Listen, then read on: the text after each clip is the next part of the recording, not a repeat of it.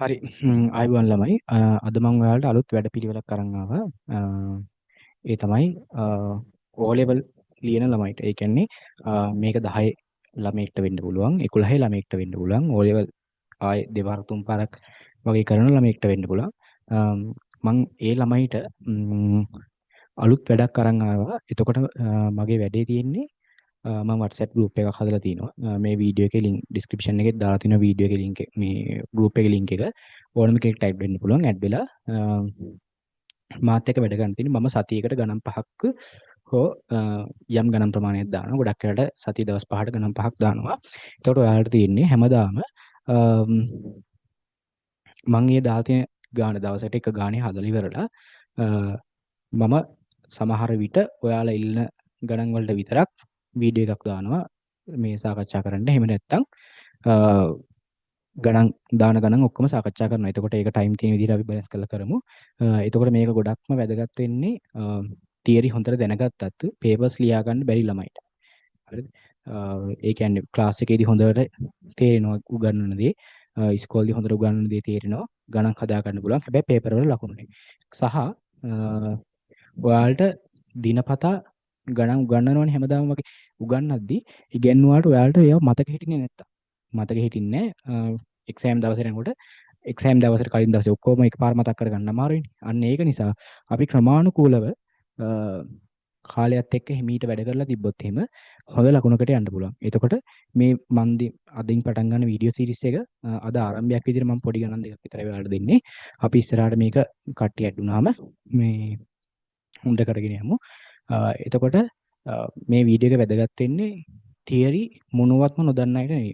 Theory මොනවත්ම දන්නේ නැති. ඒ කියන්නේ දැන් අපි හිතමු සමාන්තර ශ්‍රේණි වලින් ගානක් දුන්නා කියලා. ඒතකොට සමාන්තර ශ්‍රේණි ගැන මොනවත්ම දන්නේ නැත්නම් මේ වීඩියෝ එක බලලා තේරුමක් නැහැ. එතකොට ඔයාලට කරන්න තියෙන්නේ පාඩමේ තියරි ඉවර කරාට පස්සේ කරන් ඉන්න. දැන් අපි මේ මේ தත්ත්වෙත් එක්ක බලපුවාම ගොඩක් ඉස්කෝලවල පළවෙනි ටර්ම් ටෙස්ට් එක ඉවරලා ඉවරයිනේ.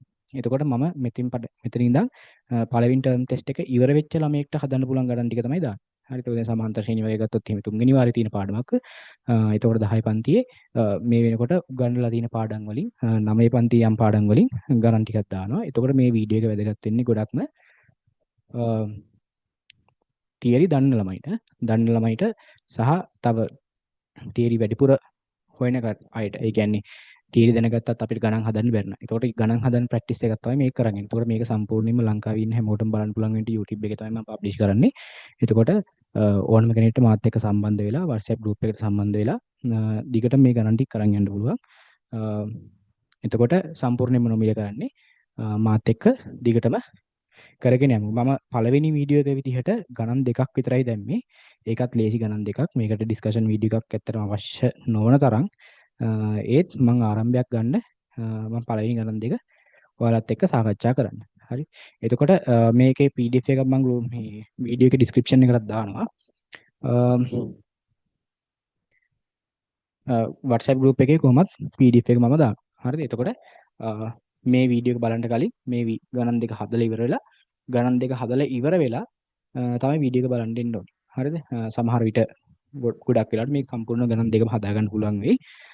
ඒත් ආරම්භයක් විදිහට මෙහෙම බලමු. ඉස්සරහට ටිකින් ටික සංකීර්ණ කරගෙන අපි ගණන් ටික සාකච්ඡා කරමු. රයිට්. පළවෙනි ගාන තියෙන්නේ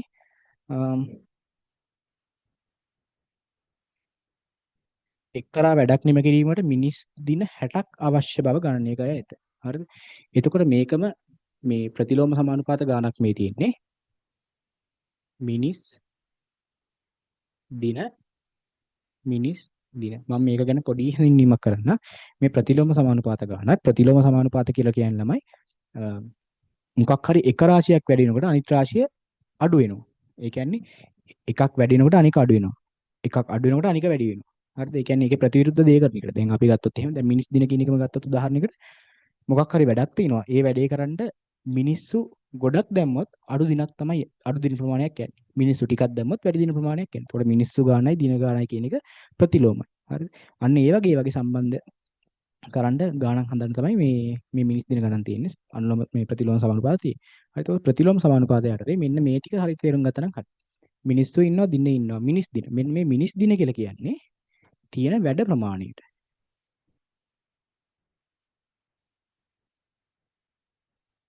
අපිට වැඩ ප්‍රමාණය කිලෝ ගණන් වලින් මනින්න බෑනේ ළමයි. හරිද? වැඩ ප්‍රමාණය කියන එක අපිට මනින්න බෑ. හැබැයි අපිට පුළුවන් කුඹුරක් තියෙනවා. ඒ කුඹුර සම්පූර්ණයෙන් හාලා ඉවර කරන්න ඕනේ. ඒ කුඹුර සම්පූර්ණයෙන් හාලා ඉවර කරනකොට අපිට කියන්න බෑනේ. මැෂින් දෙකකින් මේක හාන්න පුළුවන් කියලා කියන්න පුළුවන්. ඒත් අපිට හරිම අදහසක් දෙන්න බෑනේ මැෂින් දෙකක් දැම්ම කියලා විතරනේ කියන්නේ. මැෂින් දෙකක් දැම්මට කොච්චර දවසක් යනවද කියලා කියන්නේ නැහැ. හැබැයි මෙහෙම කියන්න පුළුවන්. මැෂින් දෙකකට දින 5කින් හාන්න පුළුවන්. මැෂින් දෙකක් දින 5ක් වැඩ කරලා හාන්න පුළුවන් කියන්නේ වැඩ ප්‍රමාණය ගැන අදහසක් අරගන්න පුළුවන්. හරි මම හිතනවා මම කියව එක තේරුණා කියලා. ඒ කියන්නේ අපිට මොකක් හරි වැඩක් තියෙනවා නම් මේ වැඩේ දවස් 5න් ඉවර කරන්න පුළුවන් කියලා කිව්වම ඒක අපිට ප්‍රමාණාත්මකව කොච්චර වැඩ ප්‍රමාණයක් තියෙනවද කියලා අඳුරගන්න බෑ. ඇයි? දින 5න් කරන්න පුළුවන් තමයි. ඒතකොට අපි දන්නේ නැහැ දින 5ක වැඩක් කිව්වට කාටද මේක දින 5න් ගන්න පුළුවන්. සමහර විට පොඩි මැෂින් එකකට දින 5න් ඉවර කරන්න බැරි වෙන්න පුළුවන්. ලොකු මැෂින් එකකට දින 5ක යන්න තියෙන්න පුළුවන්. හරි. එතකොට වැඩ ප්‍රමාණය කියන එක අපි මිනිස්සු සහ දින. ඒ කියන්නේ කාලය ඒ වැය වෙන කාලයයි අපි පාවිච්චි කරන මැෂින් ගණනයි අනුව තමයි වැඩ ප්‍රමාණය ප්‍රකාශ කරන්න බෑ. එතකොට මේ මිනිස් සහ දින කියන එකේ ගුණිතෙන් වැඩ ප්‍රමාණය ප්‍රකාශ කරනවා. එතකොට මිනිස් දින 60ක් අවශ්‍යයි. හරිද? ඒ කියන්නේ එක ගාණක් තියෙනවා. මිනිස් දින 60ක් ඕනේ. එතකොට මිනිස්සු කීයක් ඉන්නවද දින කීයක් යනවද අපි මොකුත් දන්නේ නැහැ. හැබැයි අපි දන්න වැඩ ප්‍රමාණය මිනිස් දින 60යි කියලා. හරිද? එම වැඩෙන් 3න් 2ක් දින 5ක් තුල මේක හොඳ ගානක්. බලන්න මේ එම වැඩෙන්. ඒ කියන්නේ මේ මිනිස් දින 60 වැඩෙන් 3න් 2ක් දින 5ක් තුල ඉවර කරන්න ඕනෙලු. අහනවා මිනිස්සු කී දෙනෙක් ඕනේද කියලා. හරි. එහෙනම් අපි මේක හොඳට සිම්පල් කරගෙන යමු. මෙතන බලන්න. මිනිස් දින 60ක වැඩකින් 3න් 2ක් දින 5ක් ඇතුළත කරන්න. එහෙනම් අපි බලනවා මිනිස් දින 60ක වැඩෙන් 3න් 2ක් කියන්නේ කොච්චර වැඩක්ද කියලා. එහෙනම් අපි බලනවා 60න් මන්ට අල්ලන්නේ නැහැටි. 3න් 2යි. අල්ලන්නේ කියන්නේ ಗುಣ කිරීමන්නේ. එතකොට අපි දන්නවා භාග ගුණ කරද්දි උඩ තියෙන ඒවාට යට ඒවා කපන්න පුළුවන්. 3ට 3 ඒවා 1යි 60ට 3 ඒවා 20යි කියලා කපන්න පුළුවන්. කියන්නේ 6ට 2යි මේ බින්දුවත් එක්ක 20යි. මේක ಗುಣ කරපුවාම 40යි. ඒ කියන්නේ මිනිස් දින 40ක වැඩක් දින 5ක් ඇතුළත කරන්න වෙන්නේ. එහෙනම් මම කරන වැඩේ මිනිස් ගුණ කිරීම දින කියන එකනේ මිනිස් දින කියලා ඉන්නේ. මිනිස්සු කීයක් ඕනෙද දන්නේ අපි ඒකට ඉංග්‍රීසි අකුරක් දාගමු. ගුණ කිරීම දින 5ක් තුල ඉවර කරන්න කිව්වා. දින 5ක් ඒක සමාන වෙන්නේ මිනිස් දින 40කට. එහෙනම් මට පුළුවන් දෙපැත්තම 5න් බෙදලා මෙන්න මේ x හොයන්න. එතකොට 45න් බෙදුවම 8යි. එහෙනම් x සමානයි 8යි කියලා එනවා. ඒ කියන්නේ මිනිස්සු 8 දෙනෙක් මේ වැඩේට ඕන. හරි. හරි. මම හිතනවා ගාන හැමෝටම තේරෙන්න ඇති කියලා. හරි.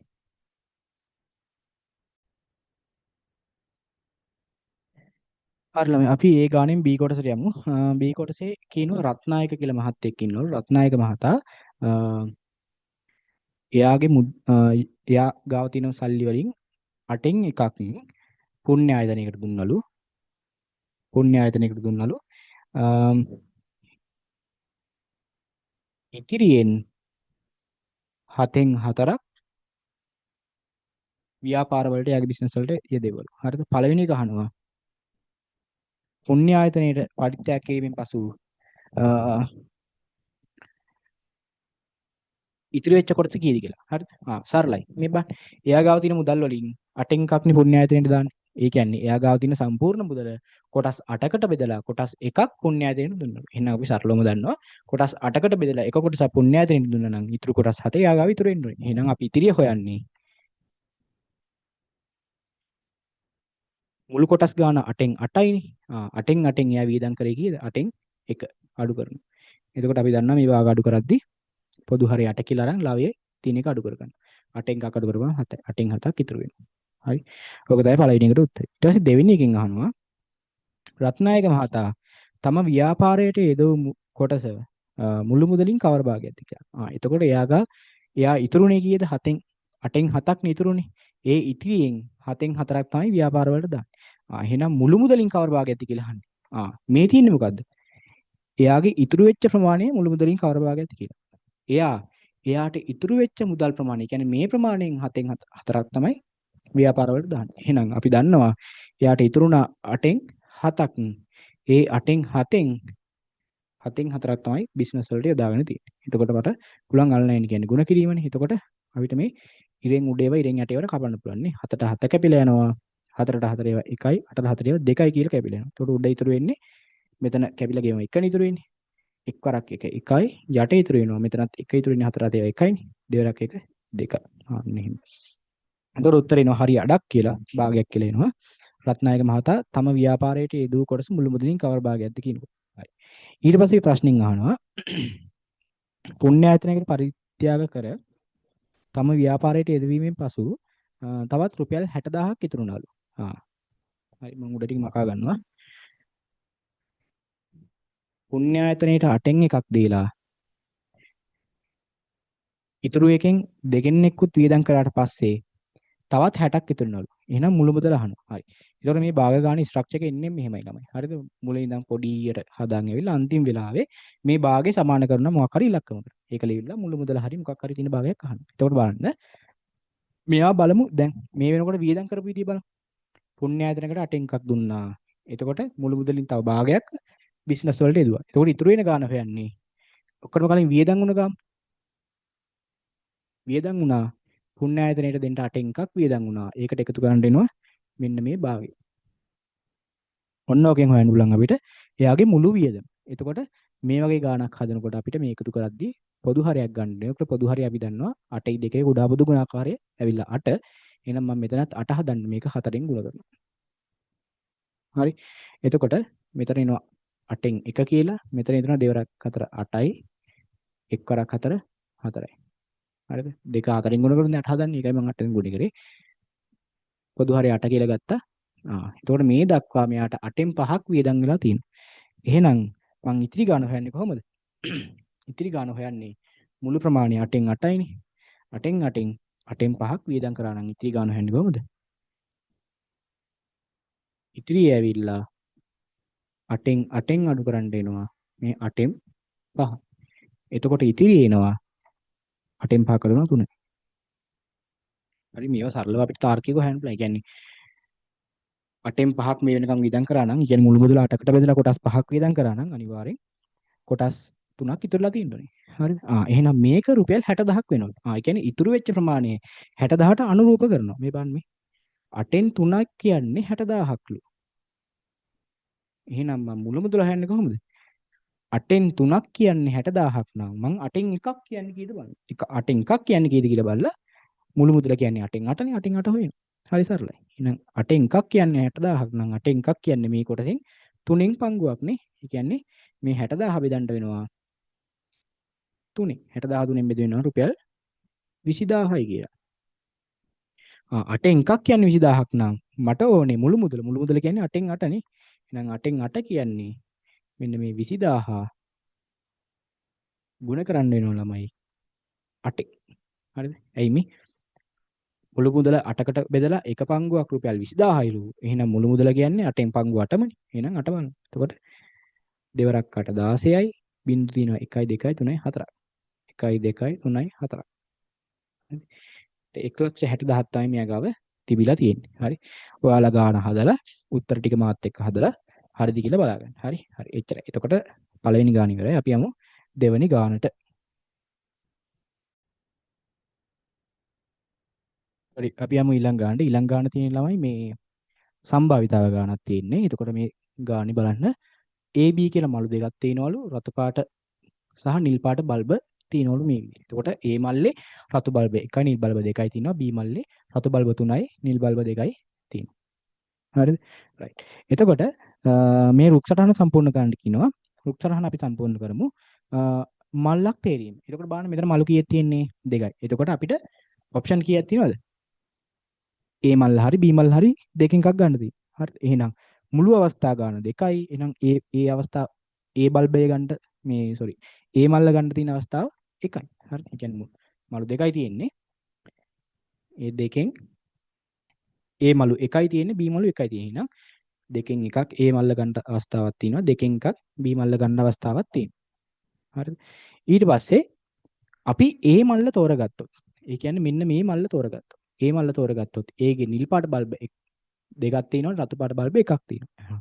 එහෙනම් අපි මෙතෙන්ට දාන්නේ A මල්ල තෝරගෙන රතු පාට බල්බ යක් තෝරගැනීමේ අවස්ථාව. A මල්ල තෝරගෙන නිල් පාට බල්බයක් තෝරගැනීම. මෙතන තියෙන්නේ B තෝරගෙන රතු එකක් තේරීම B තෝරගෙන නිල් එකක් තේරීම. එතකොට මම ගන්නවා මල්ල A තෝරන් තියෙන්නේ. A තෝරගත්තා නම් මෙන්න මේ විදිහට තමයි තියෙන්නේ. ඔක්කොම බල්බ් තියෙනවා 3ක් 2 1 3යි. ඔක්කොම බල්බ තියෙනවා 3ක් 3න් එකක් රතු 3න් දෙකක් නිල්. එහෙනම් මම සරලව මුළු බල්බ 3යි 3න් එකයි රතු තියෙන්නේ නිල් පැත්තට දානවා 3න් දෙකක්. ඔය විදිහට සම්පූර්ණ ගන්න පුළුවන්. ඊට පස්සේ ඊළඟ එකේ අහනවා B මල්ල තෝරගත්තොත් එහෙම ඔක්කොම බල්බ 3යි 2යි 5ක් තියෙනවා. 5න් 3ක් රතු 5න් දෙකක් නිල්. ඔක්කොම බල්බ 5යි 5න් 3ක් රතු 5න් දෙකක් නිල්.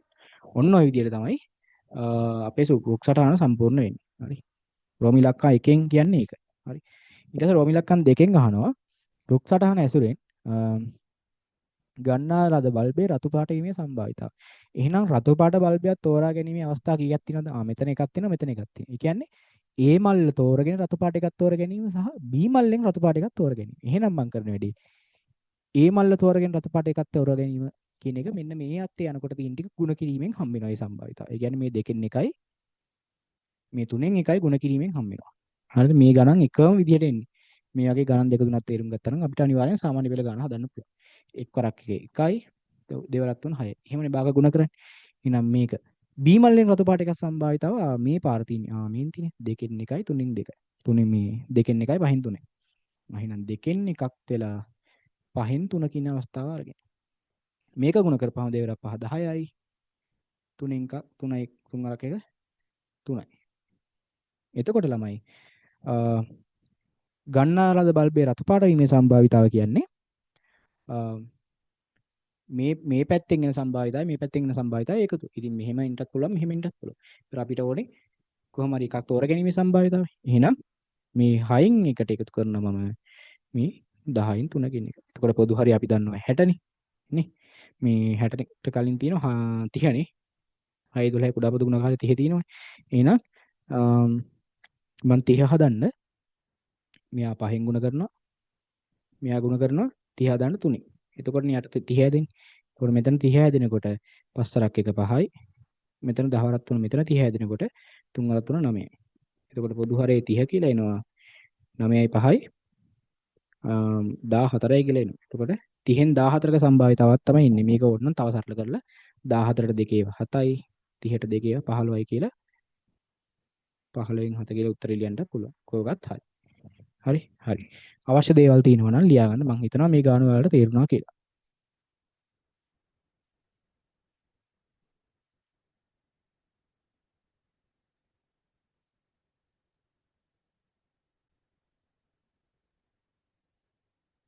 හරි අපි ගානේ B කොටසට යනකොට B කොටසෙන් කියන්නේ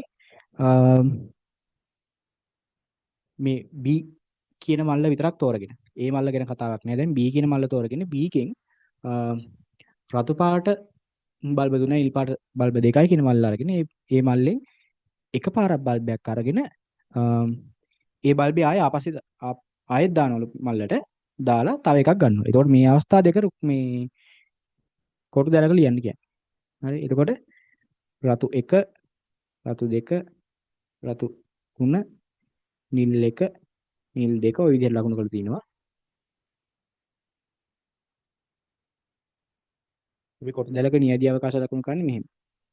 B1 B2. එතකොට දැන් මෙහෙම මේවා ඡේදන වෙන තැන් තියෙනවනේ ළමයි. ඒ හැම එකටම අවස්ථාවක් තියෙනවා. නියදී අවකාශයක් කියලා කියන්නේ වෙන්න පුළුවන් සියලුම සිද්ධි අවයවත් කුලකේ. හරි. වෙන්න පුළුවන් සියලුම සිද්ධි අවයව නිරූපණය සටහනට තමයි නියදී අවකාශය කියලා කියන්නේ. අපි ඇත්තටම රුක් සටහනක් කියලා කියන්නේ නියදී අවකාශයක් නෙවෙයි. රුක් සටහනක් කියන්නේ නිකන් සම්භාවිතාව තියාගන්න තියෙන ගාණක් විතරයි. මොකද රුක් සටහනේ අපිට එක පොයින්ට් ඒ කියන්නේ පළවෙනි රතු බල්බේ දෙවෙනි රතු බල්බේ අන්න ඒ විදිහට එක බල්බ පොයින්ට් කරලා පොයින්ට් එකක් ගන්න බෑ. හැබැයි මෙහෙම පුළුවන් මේ මේ පොයින්ට් එකේ තේරුම් බලන්න. යට තියෙන්නේ පළමු ගැන්ම. මේ තියෙන්නේ දෙවෙනි වතාවට ගන්න. දෙවන ගැන්ම. හරි. ආයි කියන්නේ පළවෙනි වතාවේ රතුවන් කියන බෝලේ අරගෙන මේ බෝල ටික නම් කරන්නේ. රතුවන් කියන බෝලේ අරගෙන මේ බල්බේ අරගෙන දෙවෙනි වතාවේ රතු කියන එක. දැන් මේ වගේ අවස්ථාවක් ගත්තොත් පළවෙනි වතාවේ රතු තුන්වෙනි රතු බෝලේ අරගෙන දෙවෙනි වතාවේ අරන් තියෙන දෙවෙනි රතු බෝලේ. හරි බලන්න. ඒකෝට මේ හැම එකටම සිද්ධියක් තියෙනවා. මෙතන ගත්තොත් එහෙම B2 කියන එකයි R1 කියන එක. කියන්නේ රතු පළවෙනි වතාවේ අරන් තියෙන්නේ නිල් පාට දෙවෙනි බෝලේ දෙවෙනි වතාවේ රතු පාට පළවෙනි බෝලේ අරගෙන. හරිද? ඔන්න ඔය විදිහට තමයි තියෙන්නේ. හරිද? ඊට පස්සේ මේ බලන්න මේකේ කියනවා මේ මෙම පරීක්ෂණ අදාළ නියැදී අවකාශය. දැන් පළවෙනි පාර ගන්න බෝලේ දෙවෙනි පාර අහුවෙන්න පුළුවන්. ඇයි? පළවෙනි පාර ගන්න බෝලේ ආයේ මල්ලට දානවා. හරිද? ඒකින්ද මෙන්න මේ සිද්ධිය තියෙන්න පුළුවන් නේ රතු වර්ණ රතු. ඒ කියන්නේ එකම බෝලේ එකපාරක් අහුවෙන්න පුළුවන් මේ. තුන්වෙනි රතු බෝලේ දෙපාරක් අහුවෙන්න පුළුවන්. එතකොට මේ විකර්ණයක් තියෙනවා. විකර්ණයත් එක්ක මේකේ ඔක්කොම ටික ලකුණු කරන්න වෙනවා. මේ හැම පොයින්ට් එකක්ම ලකුණු කරන්න වෙනවා. දැන් බැරි වෙලාවත් ගානේ කියලා තිබ්බොත් එහෙම මේ පළවෙනි පාරේ එළියට ගන්න බෝල් මේ බල්බය දෙවෙනි පාර ඇතුළට දාන්නේ නැහැ කියලා. දාන්න නැත්තම් පළවෙනි පාර ගත්ත එක ආය අහුවෙන්න බෑනේ. එහෙනම් මේ පොයින්ට් එක එන්න විදියක් නැහැ. හරි. R3 කියන එක නම් පළවෙනි පාර ගත්තේ. දෙවෙනි පාර R3 එකක් ගන්න බෑනේ. එහෙනම් මේ වගේ පොයින්ට් එකක් තියෙන්න බෑ. හැබැයි පළවෙනි පාර R3 අරගෙන දෙවෙනි පාර R2 තියෙන්න පුළුවන්. ඒතකොට මේ වගේ පොයින්ට් තියෙනවා. ඒතකොට ප්‍රධාන විකරණේ නැතුව එනවා. බෝලේ ආයි දැම්මේ නැත්තම් බෝලේ ආයි දාන්න නිසා ප්‍රධාන විකරණයක් තියෙනවා. හරි. හරි. එතකොට ওই විදිහ තමයි කොටු දෙකේ ලකුණු කරන්න තියෙන්නේ. ඊට පස්සේ මෙම බල්බ දෙකම එකම වර්ණයෙන් යුක්ත වීමේ සිද්ධියට දාලා බල්බ දෙකම එකම වර්ණ වීම කියන්නේ පළවෙනි අවස්ථාවේ රතු හම්බෙලා දෙවෙනි අවස්ථාවේ රතු. මේ බලන්න මේ පොයින්ට් එක. රතු රතු. මේ පොයින්ට් එක රතු රතු. මේ පොයින්ට් එක රතු රතු. මේ පොයින්ට් එක ගත්තොත් රතු රතු. මේ පොයින්ට් එක ගත්තොත් රතු. එතකොට මෙතන තියෙන මෙන්න මේකට අදාළ මෙන්න මේ සෙට් එකම තියෙන්නේ මොකද්ද? රතු රතු හැම. දැන් මේ පොයින්ට් එක ගත්තොත් බලන්න මේ. රතු නිල්. එහෙනම් මේක අදාළ නැහැ. එතකොට මෙතන ගත්තොත් මෙන්න මේ එක තමයි අපේ සිද්ධිය වෙන්නේ. මේ බලන්න. අනිත් පොයින්ට් මේ රතු නිල්. වර්ග දෙකෙන්ම තියෙනවා මේ. රතු නිල්. මේ පොයින්ට් මේ රවුන්ඩ් කරපු ටිකේ විතරක් එකම පාටෙන් තියෙනවා. එතකොට මේකේ මුළු සම්භාවිතාව හොයන්න පුළුවන්. ඔක්කොම අවස්ථා කීයක් තියෙනවද? 1 2 3 4 5යි. පල්ලෙහාට 1 2 3 4 5යි. එහෙනම් 5 5 25ක් තියෙන මුළු අවස්ථා කොටස්. මෙතන 25ක් තියෙනවා. 25න් 1 2 3 4 5 6 7 8 9යි 10 11 12 13. මුළු අවස්ථා 25ක් තිබ්බම අවස්ථා 13කදී මේ එකම වර්ණයෙන් හම්බෙලා තියෙනවා ගෝල්. එතකොට මේක තමයි අවසාන උත්තරේ වෙන්නේ. හරි. එතකොට අද අපි මේ ආරම්භයක් විදිහට මේ වැඩසටහන ආරම්භයක් විදිහට පොඩි ප්‍රශ්න දෙකකින් අපි මේ වැඩසටහන පටන් ගත්තා. තව ඉස්සරහට මේකට මේ ලංකාවේ ඉන්න ඕනම කෙනෙක්ට ඇතුළත් වෙන්න පුළුවන් විදිහට තමයි හදලා තියෙන්නේ. එතකොට මේ වීඩියෝ එක කරහත් මේ වීඩියෝ එකේ මේ කරන වැඩේට ඔයාලගේ යාළුවොත් සම්බන්ධ කරන්න කැමති නම් යාළුවන්වත් group එකට add කරන්න. ඒ වගේම මේක share කරන්න. share කරලා යාළුවෝ ඒක ලංකාවේ ඉන්න ඕනම කෙනෙක්ට මේ සම්පූර්ණයෙන්ම නොමිලේ හම්බෙන වැඩසටහනේ ප්‍රතිඵල භුක්ති විඳින්න හම්බෙයි. හරි. එතකොට මේ වැඩසටහන මම ආයෙත් කියනවා වැදගත් වෙන්නේ 10 ළමයින්ට සහ 11 ළමයින්ට සහ O level ලියන ඕනම කෙනෙක්ට. හරිද? එතකොට මේකේ අරමුණ වෙන්නේ මේ වැඩසටහනේ අරමුණ වෙන්නේ O level ලියන ඕනම ළමයෙක්ට තියෙන ප්‍රශ්නයක් තමයි පේපර් එකේ ඒ කියන්නේ ගණන් වලට මුහුණ දෙන්න බෑ. ඒ කියන්නේ ගණන් හදා ගන්න බෑ. තියරි තේරුණත් ගණන් හදන්න බෑ. ඊළඟ තියෙන ලොකුම ප්‍රශ්නේ තමයි ගණන් අමතක වෙනවා. හරිද? ගණන් හදන්න නැති හිටියම ගණන් අමතක වෙනවා. එතකොට ඔයාලටත් දවසෙන් පොඩි වෙලාවක් පැය භාගයක්වත් යන්නේ නැහැ. දවසෙන් පැය භාගයක් විතර අරගෙන මං හැමදාම දාන ගාන හදලා ඉවරලා වීකෙන්ඩ් එකේ හදාගන්න බැරි ගානක් තිබ්බොත් ඩිස්කෂන් වීඩියෝ එක බලලා ඔයාලගේ අඩුපාඩු හදාගන්න තියෙනවා. හරිද? එතකොට හදපුවා හරියද කියලා බලා ගන්න ඕන නම් ඒ ඩිස්කෂන් වීඩියෝ එක බලන්න පුළුවන්. හරි. එතකොට මේ විදිහට දිගටම කරගෙන ගියොත් එහෙම ඔයාලට කරන්නේ ප්‍රශ්න මේ පේපර් වල තියෙන හොඳ ප්‍රශ්නනේ කරන්නේ. එතකොට ඔයාලා හැමදාම පේපර් එකක් ලියන්න යනකොට හැම විදිහෙම ඕනම ඒ කියන්නේ පේපර් එකට එන්න පුළුවන් හැම විදිහෙම ගණන් වර්ග ඔයාලා හදලා ගිහින් තියෙයි. හරිද? එතකොට කිසිම ප්‍රශ්නයක් නැතුව ලකුණු 85 90 පන්නලා හොඳ ලකුණකට යන්න පුළුවන් වෙයි හැමෝටම. හරි. හරි. එහෙනම් හැමෝටම සුවපතනවා. වීඩියෝ එක හොඳයි නම් අනිත් අයටත් යාළුවන්ටත් පේන්න මේක ෂෙයා කරන්න. මේ වැඩසටහනට පුළුවන් තරම් යාළුවෝ එකතු කරගන්න. හරි.